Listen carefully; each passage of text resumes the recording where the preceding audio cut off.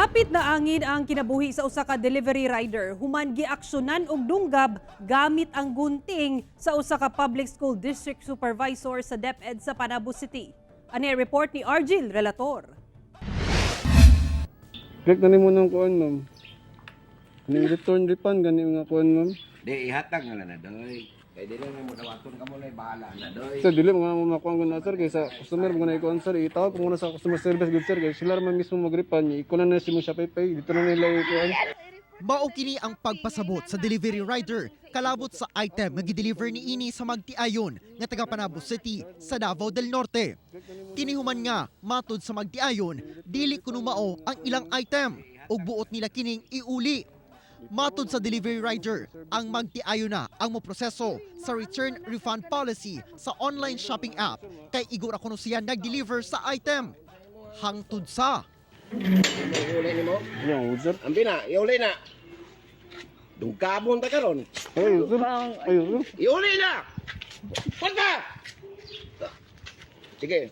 Ay, sir, sir. Abala, sir, sir. Iuli. Iuli. Balik lang dun, sir. Balik. Stay mo, Abli ma. ginapugngan pa sa asawa ang bana ni ini nga dunay dalang gunting. Apan parayon kini sa paghulga sa rider nga ibalik ang kwartang gibayad na ni ini. Rason sa Magtiayon, scam kuno ang delivery. Ala ka na inyo ang i-deliver kay plastic yun. Plastic. Gani, O, ma'am. na-open man dyan na, o. Ang amo alam Kontak ko, mga dapat ingkon good, ma'am. Makuha lang na mo ang payment kay di man mao. Gani, ma'am. Maripanan, magmuan na good, ma'am. O, kamo na lay ana sa reklamo sa ana. Kaya mismo ninyo, manang account good. Dili mo nga akong account good, ma'am. O gibalik ni ini ang kwarta ngadto sa Magtiayon. Hinoon ato sa pakikinabi sa GMA Regional TV 1 Mindanao, pinaagi sa chat sa delivery rider, mikalma kuno ang lalaki nga nanghulga kaniya ni adtong higayuna. Gikuha matud pa og balik ang parcel o gihatag balik kaniya ang kwarta.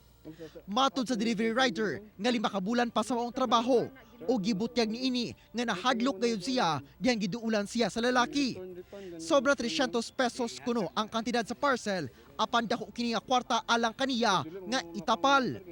Gikumpirma sa DepEd Panabo City Division nga usa ka bag-o lang na promote nga public school district supervisor ang maong lalaki.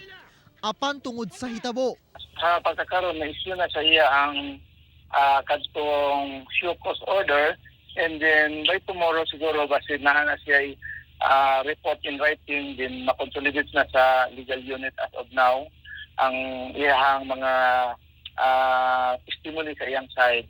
gikondena sa DepEd Panabo City ang gihimo sa ilang usa ka district official. Posibleng mag-atubang kuno kini og administrative charges. Ginaasikaso na sab sa rider ang pagpasang-at og kaso batok ni ini.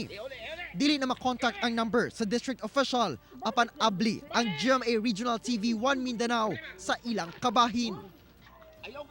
Ako si Argil Relator para sa 1 Mindanao.